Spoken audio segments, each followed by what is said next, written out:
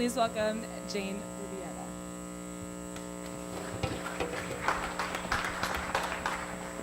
Thank you. Thanks, Carla. So surprised I'm not Mr. Mao. I'm happy to get to be with you today, though. Thanks. I came in from Chicago, and now is a good time to be from Chicago, unless, of course, you're a Cleveland's fan. So, yeah. It's nice to be with you. Thanks for coming today, although I guess you probably didn't have a choice. I heard a story about a woman who had a massive heart attack. She's like 40. She had a massive heart attack. They rushed her to the emergency room. She has open heart surgery. And she comes through it pretty good, except she has this out-of-body experience while she's on the operating room table. She looks for the light. She comes to God finally, and she says, God, is this it? Like, is this my time? And God said, no, go on back. You got 30 more years. And she goes back, gets in her body, wakes up in recovery. The doctors say, you did great. You did great, but you're going to be here recuperating for a while in the hospital. So she thinks, oh, shoot, I'm going to be in the hospital a while. I might as well make the most of it. So she has a little augmentation, little liposuction, little, implants, a little bit of a facelift, and she leaves that hospital looking awesome. On her way home from the hospital, she's hit by a speeding ambulance and killed. She goes right to heaven and looks up God and says, God, what is the deal? You told me I had 30 more years. And God looked at her and went, I didn't recognize you. And I think, welcome to our world where we're always trying to improve ourselves and look a little bit better for other people's sake. And then we end up not even knowing ourselves or who we are. So I wanted to check in with you about your week so far. How many of you have had an awesome, perfect, amazing, couldn't be better, wouldn't change a thing week? Okay, good. That's pretty much the way most weeks are, right? Anybody lose your phone this week? Anybody lose your temper this week? Yeah? Anybody lose your keys this week? Right. Anybody late this week for anything? Okay. Anybody wish you were late for something this week because you'd rather not been where you were? Anybody wish you were somewhere else this week? Yeah? How about any of you wish you were someone else this week? At all? Yeah, maybe a little bit. We wish that sometimes. And I think, welcome to the human dilemma, living in an imperfect world where we have this longing to always have something be better than it is.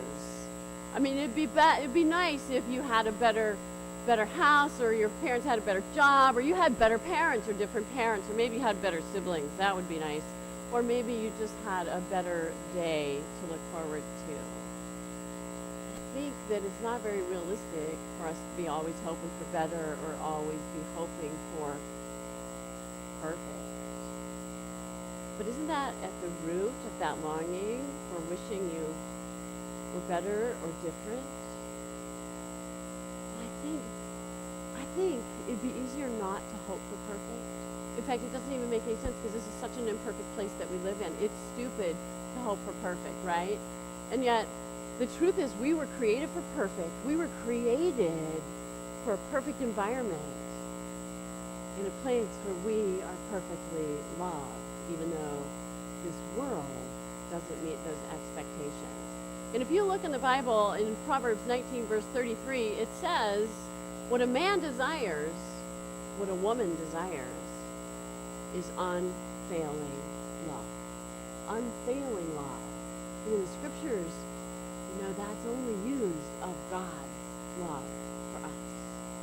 Not your parents' love for you, yours for your parent, yours for a girlfriend, boyfriend, yours for a friend. It's the only kind of love that comes from heaven to earth. It never works the other way around. But we still have this longing for perfect stamped on our souls. And I think about that, and I think about how hard it is to live imperfect, and then I begin to realize, Jesus came and said, he had all these words to say about life. The book of John uses the word life 40 times. Do you remember some of the things Jesus had to say about life? I am the resurrection and the, what? Yeah, try it with me. I'm the resurrection and the life. I am the way, the truth, and the life. I am the bread of, and I came that you might have and have it a little bit abundantly. And I think in this imperfect world, how often does that describe your life? Abundant life, a wonderful life, an overflowing life. A life is just like this constant waterfall. Anybody feel like that's the life you're living? T.S. Eliot asked the question, where's the life we've lost in the living? And I wonder about that when I hear Jesus' words. I came that you might have life and have it abundantly. Do you know, who knows where that is in the scriptures? John 10:10. But the surprise about that, I memorized that a long time ago, years and years ago. I knew John 10:10. I came that you might have life and have it abundantly, but I never realized that John 10:10a said, the thief comes to steal, kill, and destroy. But I came that you might have life and have it abundantly. So looking at that passage of Scripture, looking at the imperfect world we live in, looking at the longings we still have to be perfectly, unfailingly loved, and how we mask those longings. What would it look like for us to be men and women who live life abundantly? How do we even do that? I mean, we may know the truth, but I don't know how much it set us free yet. So if you look at John 10:10, the thief comes to steal, kill, and destroy. This is in a passage where Jesus is talking about the sheep, and my sheep know my voice. The thief comes, but my sheep don't listen to the thief because they don't know his voice. They run from the thief. So if we're going to actually live in John 10:10b, I came that you might have life and have it abundantly, the first thing that I've had to do was to recognize the lies that I have believed all my life. I mean, haven't you come across the too much, not enough scenarios over and over to get to today? You're too smart, you're too dumb, you're too tall, you're too short, you're too fat, you're too thin, you're too fast, you're too slow. You're too much, and you're not enough. What? That is a lie. You are who you are because God created you. So I started to ask myself, what are the lies I've believed all these years? The too muches and the not enoughnesses. That the apple never falls far from the tree, right? That you'll never amount to anything. You really are not worth loving.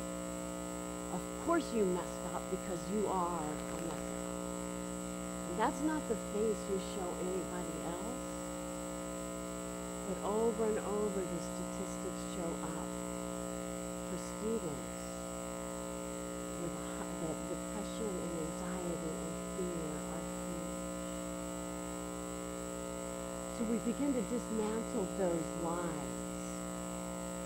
But I came that you might have life and have it abundantly. So how do we do that? Listen to what the thief is telling you and then say, stop thief. Don't let him steal anymore.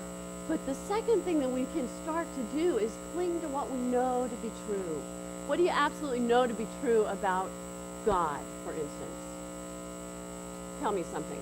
What do you know to be true about God? God is loving. And we could just tack that onto what? John 3:16, right? You learned that probably in grade school or maybe in preschool, I don't know. God so loved the world that he gave his only son. So God is loving. What else do we know? God is sovereign. Do you have a verse that you would use that with? How about I am the Alpha and the Omega, the beginning and the end? I'm the same yesterday, today, and forever. What else do you know to be true about God? God is merciful. Your mercies are new every morning. Great is thy faithfulness. Lamentation 3. What else? God is just. Will not the God of all the earth deal justly? That was Joseph's big question to his brothers when his brothers were quaking with fear that they were going to be killed by this one of the most powerful men in the world, because they had screwed up. What else do you know to be true? God is forgiving. Psalm 103 says, as far as the east is from the west, so far have I removed your transgressions from you. That's an amazing thing. Most of us wake up today with yesterday still dragging around with us. God is saying, I'm removing that from you. So we begin, when life is blowing up, or you are throwing up, or you feel like giving up, cling to what you know to be true. And if you don't know what is true, then you can start learning what is true in the scriptures and holding on to that. Because the enemy can't refute the scriptures because they are true. So cling to what you know to be true. And what if one of the things you do on a daily basis is to create space for God to act? I think we cram our lives with so many activities that there's not a whole lot of space. Henry Nouwen said that is what discipline means, to create space for God to act. And I thought, I was reading a study about a school in Baltimore, and they have eliminated detention from their school system because they've started practicing some what we would call spiritual disciplines. And so I wanted to try this. Do most of you, this one is so easy. It's just, I'm guessing most of you do this on a regular basis. You breathe. One of the names for the Holy Spirit is breath. It is breath. So what if, when you feel like life is just too much, or your anxiety levels are way too high and you're having a hard time covering that up, what if one of the things you do is you just breathe? So practice this with me. First, exhale everything that you can out of your lungs. It's hard to do without breathing first, but okay. Now take a deep, deep breath. Fill up your lungs, but also fill up your gut, all right? Okay, now when you exhale, let out whatever you're afraid of, let it out. Now breathe in again, and breathe in God's peace.